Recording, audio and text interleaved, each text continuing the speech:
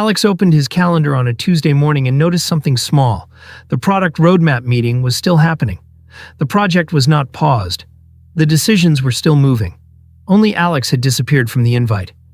At first, that did not feel like a crisis. Maybe the team was keeping the meeting smaller. Maybe his manager forgot to add him back.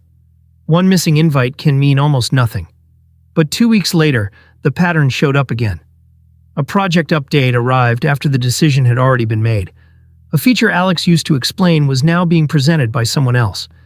And his manager started sending written follow-ups after conversations that used to be casual.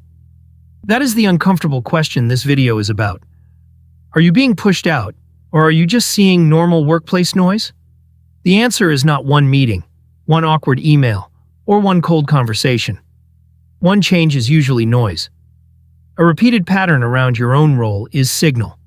And the early signal is often not that you are fired tomorrow. The earlier signal is that your role is shrinking. Your role is not just your job title.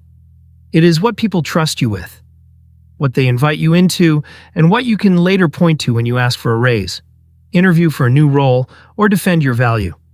So let's walk through 5 signs that your role may be getting smaller, and what you can do without panicking or accusing anyone. The first sign is that decisions keep moving, but you are no longer close to them. This is different from missing a random status meeting. Some meetings are just noise. Some meetings get smaller because everyone is overloaded. But if the meetings about your work keep happening without you, and the decisions come back already finished, that is different. Alex saw this when roadmap changes started arriving as updates, not discussions.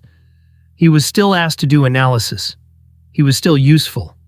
But he was no longer in the room where the analysis was interpreted.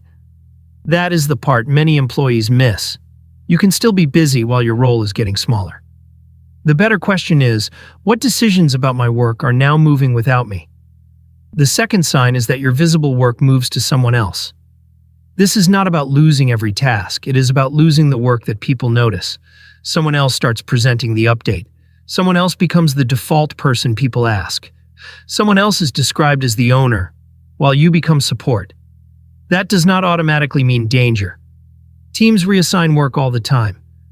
But when the work that used to carry your name is now represented by someone else, you need to understand why. In Alex's case, a project he had built for months was suddenly described as a team-owned initiative. That sounded collaborative.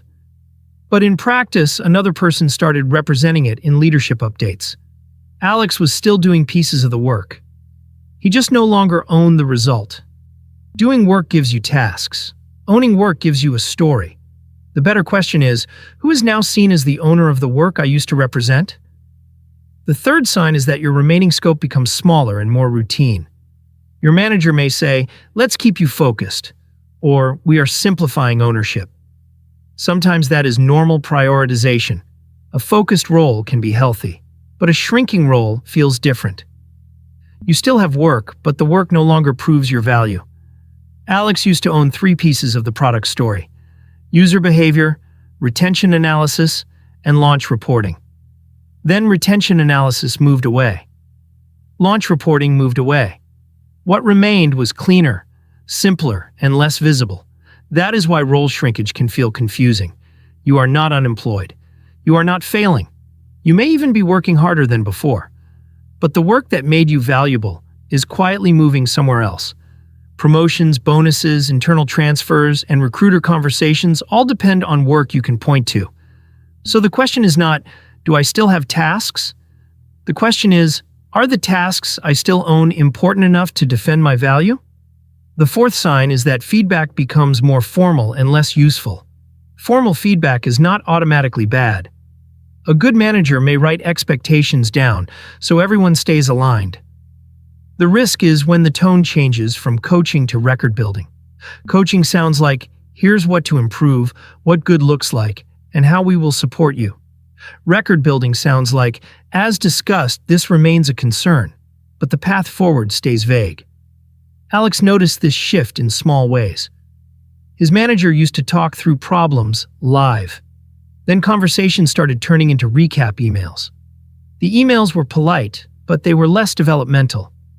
They named concerns without giving him more access, more context, or a clear path to rebuild trust. That is why you should not respond emotionally. Do not argue with every sentence. Do not confess to things you do not understand. Do not try to prove your value in one long defensive email. Instead, ask for clarity. One useful phrase is, "For the work I'm responsible for, which outcomes should I prioritize, and what would good alignment look like over the next 2 weeks?" That keeps the tone professional and moves the conversation toward measurable outcomes. The fifth sign is that your name stops being connected to important outcomes. This is the part most people notice too late. They focus on whether they are still employed today. But career risk often shows up earlier in the story they can tell tomorrow. Can you explain what you owned this quarter? Can you point to decisions you influenced? Can someone important still connect your name to useful work? If those answers become weaker, your options narrow before anything formal happens. Alex was not fired. He was not on a PIP. Nobody told him to leave. But his recent work was becoming harder to explain. His meetings were thinner, his ownership was blurrier, and the visible outcomes were no longer clearly tied to his name. That is the moment to act carefully. Not dramatically. Carefully. Start with a 2-week map. Write down what changed, not what you fear. Which meetings changed? Which decisions happened without you? Which visible work moved? Who now represents the project? What outcomes are still clearly connected to you? This map is not for revenge. It is for judgment. Then protect 4 things. Protect evidence. Keep a simple record of your work, decisions, and outcomes. Protect access. Ask which updates, decision points, or stakeholders you should stay close to so your work stays aligned. Protect options. Quietly refresh your resume. Reconnect with a few trusted contacts and understand your cash runway. Protect your current position. Keep doing the important work well, because panic makes you easier to dismiss. The goal is not to fight for every meeting. The goal is to protect the places where your work gets interpreted. And if the pattern turns out to be harmless, these actions still help you.